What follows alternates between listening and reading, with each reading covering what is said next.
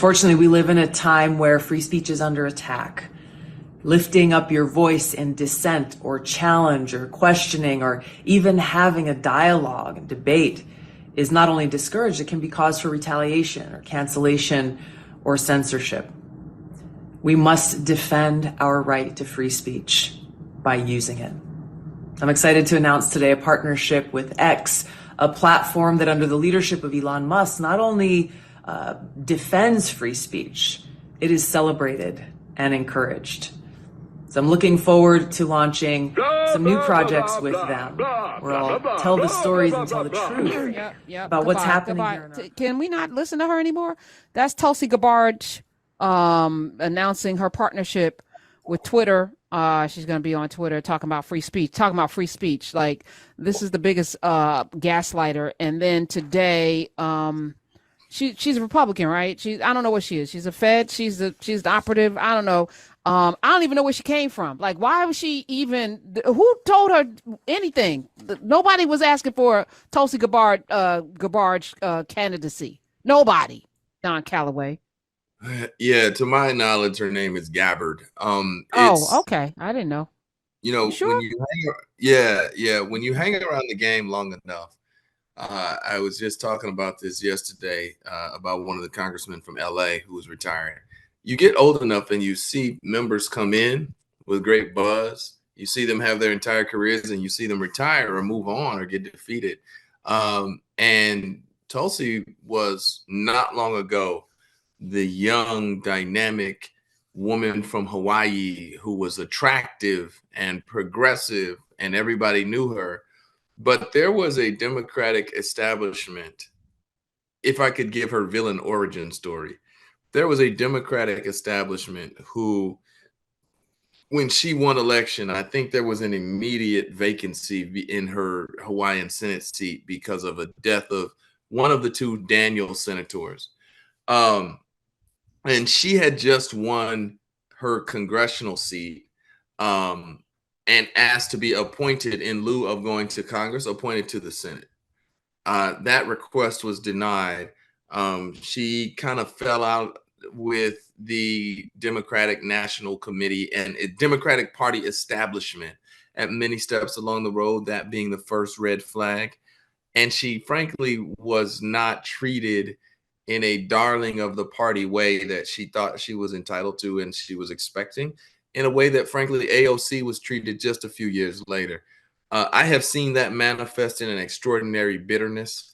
She went and tried to run for president on the Democratic nominee side in 2020, thinking that she would be the true progressive, the unaffiliated progressive who would break out and find her people on the national stage and would not be limited by the Pelosi administration. But ultimately, she's just a disaster. She says insane things. And now that she has gotten the ear of these neo-Confederates who are deeply embedded in cyberspaces and tech spaces and Twitter and X and some of the infrastructure of democracy in ways that I'm seeing private investments being made in, the properties that are the infrastructure of democracy. And Tucker Carlson is in it, and Elon Musk is in it. And I don't want to sound like a conspiracy theorist, but I am not surprised at all that she has found her role with that lot, who can use her credibility as a former congressman, as a woman of color, and as an Army veteran, who can use her in most of their demonstrably pernicious plans. And there is a distinct path to monetizing that participation in those spaces. When you're dealing with some of the deepest pockets in the world, there's a path to monetizing that she actually needed. And it's really just a kind of really gross ecosystem that I'm seeing her participate in. But I'm not surprised because I have some knowledge of her villain origin story. Okay. So she's bitter and disgruntled and,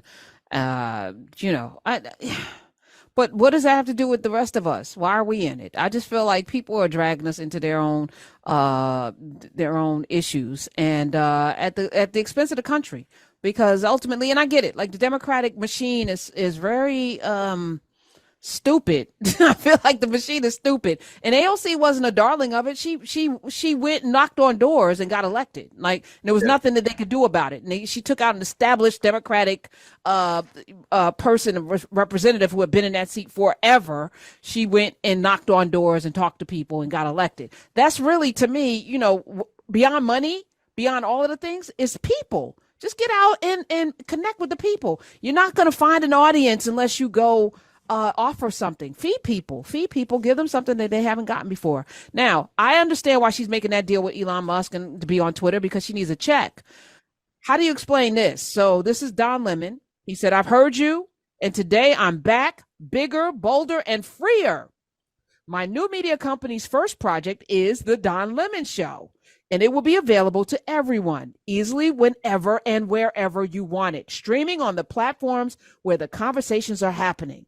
And you'll find it first on Twitter. I'm amending, I'm editing in real time. The biggest space for free speech. I see a message here that they clearly had to all say something about free speech, which is a lie, by the way, because people are getting deplatformed and blocked all the time on Twitter if Elon Musk doesn't like what they say. I'm waiting, and you're not getting a dime from me, you fraud.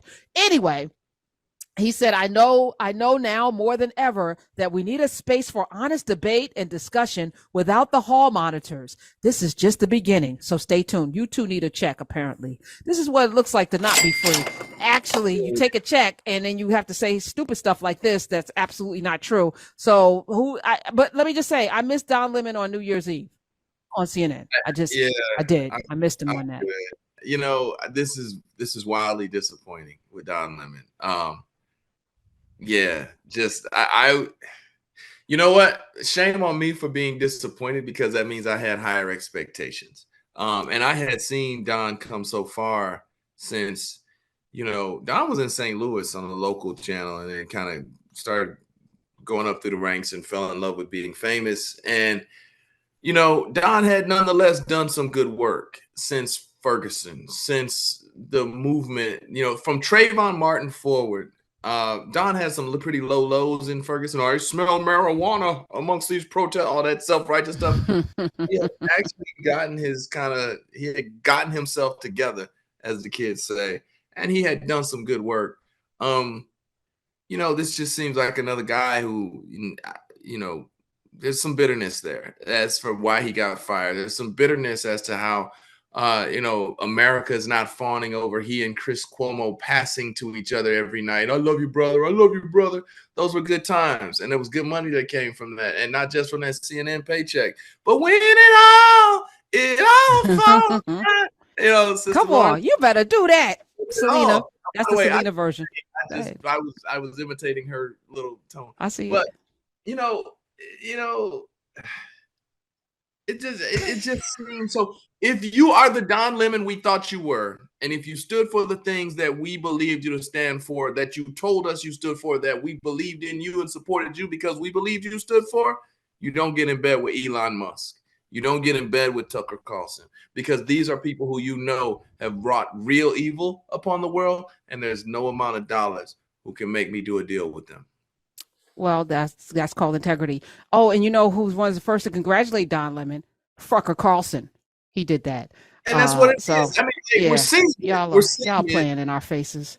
Yeah, you're seeing it in front of us. They're playing in faces. Look, I done been on Tucker's show multiple times before he went full white nationalist, and I whooped his. I have a clear winning record in substantive debate against Tucker Carlson. I was whooping off in his ass. He might have got me a time or two, but I was overwhelmingly successful in substantive discussion. But then you realize it wasn't ever about substantive discussion. And that's why there are no Democratic strategists opposing anymore, even though we didn't have an equal platform from the beginning. And so when you've been in the game long enough and been a talking head and been in politics and in DC long enough for your heroes to disappoint you, you also have the privilege of getting some insight under that curtain. And it's disappointing that I would see a brother who I would say collectively we really believed in take that route. I ain't believing him. But that's neither here nor there. You know, I remember, I have a long memory. Y'all There's a lot of y'all just, you give people. So he's a news reader. He reads a teleprompter. Not a lot of substance. He's not a journalist. I don't have a respect for people that put on a journalist cape.